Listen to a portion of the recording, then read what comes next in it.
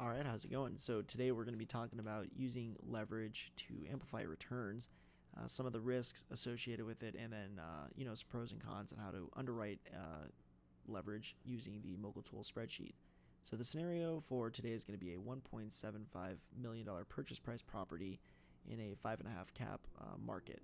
So the property is being marketed by the broker at a 7.5 cap, meaning that the broker's numbers are showing favorable increase. The NOI is going to show a favorable increase, telling us that maybe that this 1.75 is a steal price for the market. But when we do an analysis of the T12, we actually find that it's a 4.6 cap, and we're probably buying at a fairly steep price compared to the market average. All that said, we're working with an experienced property manager who feels really confident about their ability to turn the property around and increase the NOI and increase the value of the property. And we've worked with them in the past. We know they're competent, so we're gonna go ahead and try and press to see if we can make the numbers work. And just one more additional limitation, just to show, for the scenario for leverage. Let's just say we have a limitation of $200,000 in equity, but we do have access to a hard money lender on top of the conventional debt.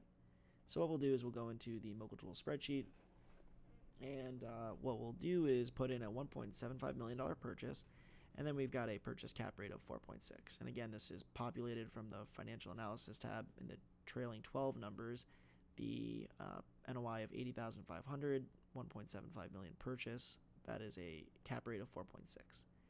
So it populates there, and we're just modeling a conventional loan, 75% loan to value, 4.5% interest, and we'll model a 7-year disposition as well as a 6.5 cap exit rate. And again, that's 1 point above the current market conditions. So we'll try and be conservative with our underwriting in that sense, and we're not going to drop the cap rate much further than this probably. So for at least for a liquidity event. Okay, cool. So now looking at our numbers, let's just ignore these numbers for now. Let's just look at the internal rate of return. Just because I put the scenario together, and let's just look at the internal rate of return. Let's say that your hurdle for the internal rate of return is 13.7, but you can't change your let's say you're not allowed to change the purchase price in this because the seller is completely set on their price of 175. So what we'll do is we'll try and make the numbers work. So again, the other thing is we have right now a requirement to bring $544,000 to the table, and as I mentioned earlier, let's just say you only have access to $200,000. So what we'll do is we'll go into the seller carry and mezzanine debt section, and we'll model a hard money loan here. So it was $544,000, and we have $200,000 available. So let's do a hard money loan of $350,000, and we'll do 7% interest for 24 months. Okay, so a 2-year hard money loan, and that matches with what the property manager said they could turn the property around in and increase the NOI by year 2. Okay, so now the numbers are looking much better, right? And our sources and uses tab tells us that we now only have to bring $194,000, meaning our equity requirement has been satisfied. But, and this is where the key ratios come into play, our leverage has increased significantly. So we are now at 95% debt to assets, which is the debt relative to the purchase price, as well as the debt to capital, which is the debt relative to the total sources or total uses of the project. So these are high leverage. These are high leverage ratios showing that the deal has a ton of debt on it, but because we have confidence in our property manager's ability to execute the business plan, we're not too worried. But let's say that we didn't have as much confidence in the property manager, and we wanted to kind of see what the chances of the deal going belly up were. Really quickly, I'm just gonna also model a refinance in this deal because again, this is a 2-year carry for the hard money loan. So I'll do 5.75 actually makes sense for this one too. We set a 5.5 market. We could expect after 2 years a little bit of some softening in the cap rate, so we'll do a 5.75 5.75 cap rate. That means that we'll be able to, if we go to the summary of cash flows tab, we'll be able to return all of that $350,000 to the hard money lender at year 2 when we refinance, and pull out some of our own equity, which would be a pretty good thing.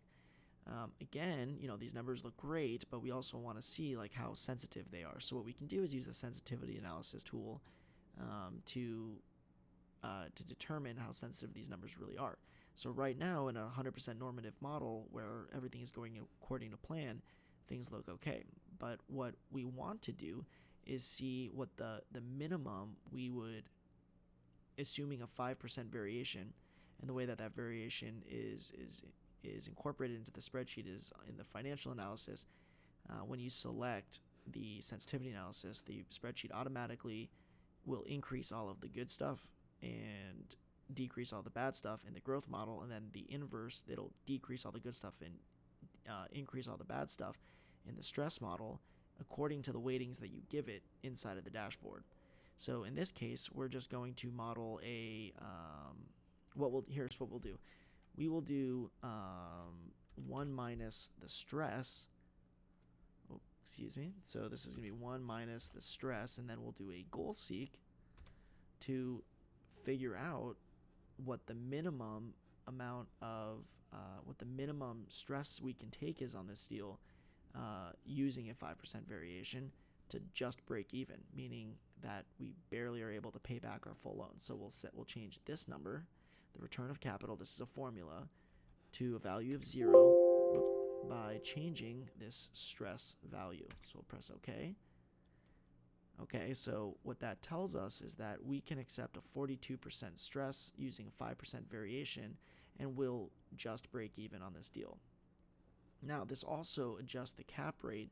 So we're saying that we think that it'll soften, but we think only by a quarter point. This is actually being more conservative, correcting it to 5.87 rather than 5.75.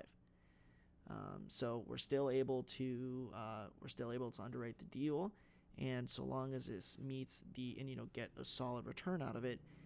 But this does show us kind of the actual limits of stress that the underwriting can take and that the performance needs to meet in order to match our return requirements. So hopefully this was a helpful video. If you have any questions, please let me know, and post any questions in the comments. And if you have any suggestions for other videos that you'd like me to cover using the MogulTool spreadsheet, just let me know. Okay, well, hope you have a great rest of your day, and I will see you around.